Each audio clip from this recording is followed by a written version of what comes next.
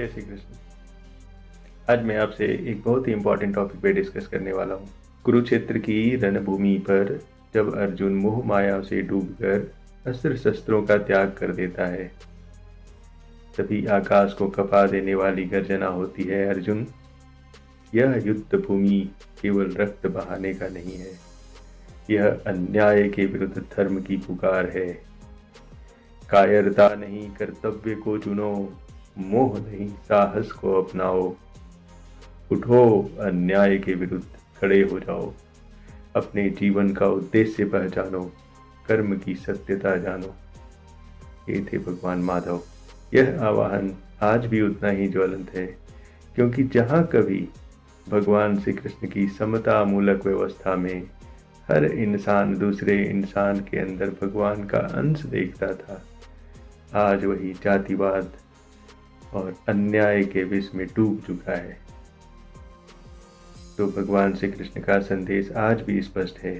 कर्म करो, अन्याय मिटाओ, साहस के साथ उठो, धर्म युद्ध लड़ो, ताकि समता और न्याय का सूरज फिर से उदय हो, सनातन की विजय हो। यह सिर्फ एक प्रवचन नहीं है, यह भगवान श्री कृष्ण की बांसुरी की वह अनसुनी धुन है जो अब रणभेरी बन चुकी है। आज भगवान श्री कृष्ण आपको रणभूमि में बुला रहे हैं, धर्म के उस सबसे गहरे दुश्मन के विरुद्ध में जिसे हम जातिवाद कहते हैं। गोकुल की गलियों से कुरुक्षेत्र के मैदान तक, द्वारिका की सभा से अर्जुन के रथ तक, जिस भगवान श्री कृष्ण ने कभी किसी को उसकी जाति से नहीं पहचाना, वही भगवान आपसे अपेक्षा कर रहे हैं कि वो मानवता, खुशी और समृद्धि के सनातन को फिर से स्थापित करें। यदि आप भगवान श्री कृष्ण से प्रेम करते हैं तो पहले हर उस इंसान से प्रेम करिए जिसे समाज नीचा कहता है, क्योंकि भगवान श्री कृष्ण वहीं बैठते हैं जहां आपका अहंकार सिर झुकाता है। यदि आपकी भक्ति किसी मनुष्य को छोटा कर दे तो वह भक्ति नहीं, बीमारी है। भक्ति वही है जो मनुष्य को मनुष्य बनाकर ईश्वर तक ले जाए। वह भक्ति अधूरी है जिसमें किसी को नीचा देखने का भाव है। वह आरती व्यर्थ है जिसमें सबको साथ ना बैठाया गया हो। हर सुबह अगर भगवान श्री कृष्ण की जय जयकारे से शुरू होती है और अगर हर रात किसी के आंसू पोंछ कर खत्म होती है, तो सोचिए कि आप भक्ति में प्रगति कर रहे हैं और भगवान श्री कृष्ण आपके साथ हैं। भगवान श्री कृष्ण ने भगवद गीता अध्याय 4 श्लोक 13 में कहा, चातुर्वर्ण्यं मया सृष्टं गुण कर्म विभाग सह तस्य कर्तारमपि मां विद्य कर्तारम वयम्। मतलब भगवान श्री कृष्ण कहते हैं, 4 वर्णों ब्राह्मण, क्षत्रिय, वैश्य और शूद्र की रचना मैंने की, किंतु यह विभाजन मैंने मनुष्यों के गुणों मतलब स्वभाव, प्रवृत्ति और कर्मों जैसे कार्य और आचरण के अनुसार की, जन्म के आधार पर नहीं की। यद्यपि भगवान इस व्यवस्था के रचयिता हैं, फिर भी वह अविनाशी और अकर्ता है। आदि शंकराचार्य ने इस श्लोक की व्याख्या करते हुए कहा था कि वर्ण व्यवस्था की प्रकृति कर्म की विविधता पर आधारित है, जन्म पर नहीं। भगवान का इसमें कोई व्यक्तिगत स्वार्थ या बंधन नहीं है। भविष्य पुराण, आजकल बहुत चर्चा होती है भविष्य पुराण की, कल्कि अवतार की। भविष्य पुराण के उत्तर पर्व के अध्याय 42 श्लोक 19 में लिखा है, न जात्या ब्राह्मणो भूयो न क्षत्रियः शूद्र एव च कर्मभिर्भवते वर्णः सर्वशास्त्रेषु निश्चितम्। कोई जाति से ब्राह्मण और शूद्र नहीं होता है, यह केवल कर्म है जो वर्ण बनाता है और यह सभी शास्त्रों में निश्चित है। यह भविष्य पुराण भी बताता है। पुनः भगवद गीता अध्याय 5 श्लोक 18 में भगवान श्री कृष्ण कहते हैं, विद्या विनय संपन्ने ब्राह्मणे कवि हस्तनी सुनी चैव स्वभागे च पंडिता समदर्शिनः। मतलब ज्ञानी जन ब्राह्मण, गाय, हाथी, कुत्ते, चांडाल सभी को एक समान देखते हैं, सभी में एक समान आत्मा को देखते हैं। तो यदि आप जाति की दीवार खड़ी करते हैं तो आप स्वयं को श्री कृष्ण की दृष्टि से बाहर कर लेते हैं। भगवान श्री कृष्ण ने गीता में श्री कृष्ण भावना भावित कर्म को धर्म कहा है और आपने कुल को धर्म बना लिया। जिस दिन आपका यह भ्रम टूट जाएगा कि जन्म से बड़ा कुछ है और आप समझेंगे केवल कर्म ही पहचान है, उस दिन आपका पहला साक्षात्कार भगवान से होगा। सनातन धर्म की जड़ें प्रारंभ में गोत्र से जुड़ी थी। जाति तो सामाजिक जाल थी जो बाद में पनपी कुछ स्वार्थों के कारण, और भगवान श्री कृष्ण ने हर उस जाल को काटा जो यह दावा करते कि आत्मा को कैद कर रहे हैं, जो कभी कैद नहीं हो सकती है। तो यदि आपकी आरती किसी को नीचा दिखाकर शुरू होती है तो वह भगवान तक नहीं पहुंचती। वह सिर्फ अहंकार की ध्वनि है और कृष्ण अहंकार से हमेशा दूर रहते हैं।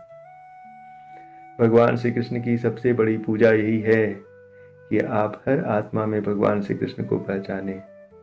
भगवान श्री कृष्ण ने गीता दी ताकि अर्जुन उठे और अन्याय को दूर करे। आज वही भगवत गीता आपसे कह रही है कि इस जातिवाद को काटिए, वरना आपका सनातन धर्म ही कट जाएगा।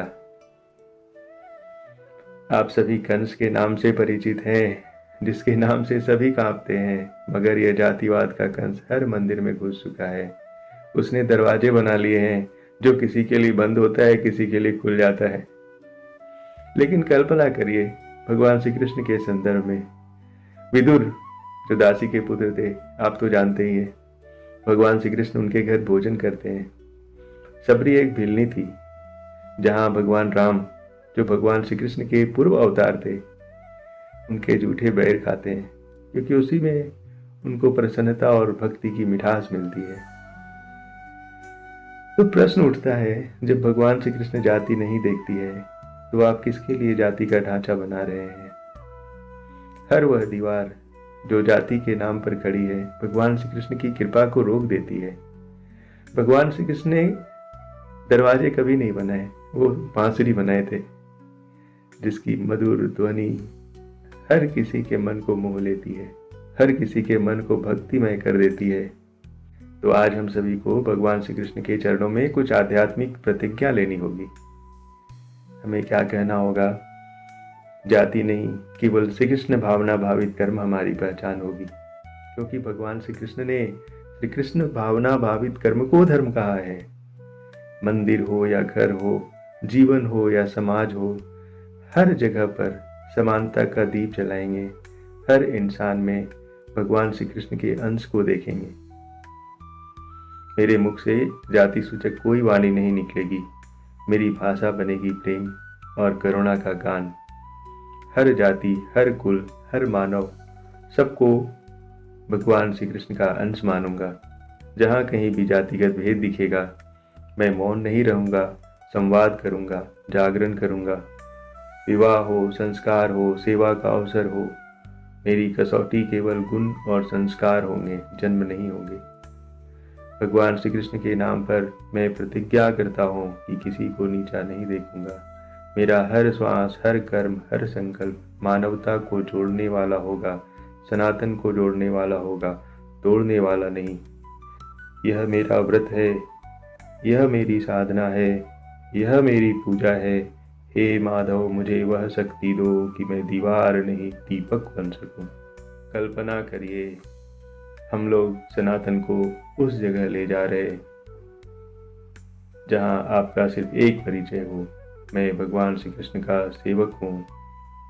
जहां बालक को उसकी जाति से नहीं उसके संस्कारों से पहचाना जाए। जहां हर कुटिया, हर आश्रम, हर सत्संग में एक ही दीप जले। कर्मण्येवाधिकारस्ते कृष्ण भावना भावित कर्म। और अंतिम में भगवान श्री कृष्ण खुद ही आवाहन करते हैं कि सब कुछ छोड़कर, सारी धर्म, जाति, बाधा, बंधन सब कुछ छोड़कर उनकी शरण में आ जाइए। भगवत गीता अध्याय 18 श्लोक 66 में कहते हैं, सर्वधर्मान परित्यज्य माम एकम शरणम व्रज अहम त्वां सर्वपापेभ्यो मोक्षयिष्यामि मा शुचः। सभी भेदभाव वाले धर्मों, जाति, कुल, वर्ण को त्याग कर एकमात्र मेरी शरण में आ जाओ, मैं आपको सब पापों से मुक्त कर दूंगा, शोक मत करो। वास्तव में सनातन धर्म वह धारा है जो आत्मा को ऊंचाई देती है, गर्व यदि कर्म पर हो तो श्री कृष्ण आपके द्वार पर होंगे, वरना आरती भी मौन होगी, मंदिर भी सूना होगा और धर्म भी असहाय होगा। जातिवाद का एक बीज पूरी सनातन की जड़ें जला देगा। यदि आप इसे आज नहीं उखाड़ते तो याद रखना, कल आपके मंदिर राख के ढेर होंगे और एक दिन इतिहास कहेगा सनातन धर्म को किसी बाहर वाले ने नहीं मारा, उसका हत्यारा वही था जिसने जाति को भगवान से भी बड़ा बना दिया। धर्म की सबसे गहरी कब्र वही बनती है जहाँ जातिवाद को सम्मान मिलता है। तो उठिए सनातन के वीरों, भगवान श्री कृष्ण आपको पुकार रहे हैं। यह जातिवाद का कंस आज सुदर्शन चक्र चाहता है और आप वह चक्र उठाइए और उस जातिवाद के कंस का संहार कर दीजिए। भगवान श्री कृष्ण युद्ध में अर्जुन के सारथी बने थे, लेकिन जातिवाद के विरुद्ध युद्ध में आज वो आपके खुद के सारथी बन रहे हैं। यदि आप चुप रहे तो याद रखना आपकी चुप्पी भी अधर्म कही जाएगी, जैसे भीष्म पितामह की चुप्पी अधर्म कही गई थी महाभारत में। इतिहास उनको क्षमा नहीं करेगा। कृष्ण को मंदिर की घंटियां नहीं चाहिए, उन्हें वह हृदय चाहिए जो सबको गले लगाए। जहाँ प्रेम बहे वहीं द्वारिका बसती है। रात्रि कितनी भी अंधेरी हो, अगर मन निर्मल हो तो भगवान श्री कृष्ण की कृपा चंद्रमा बनकर बरसती है।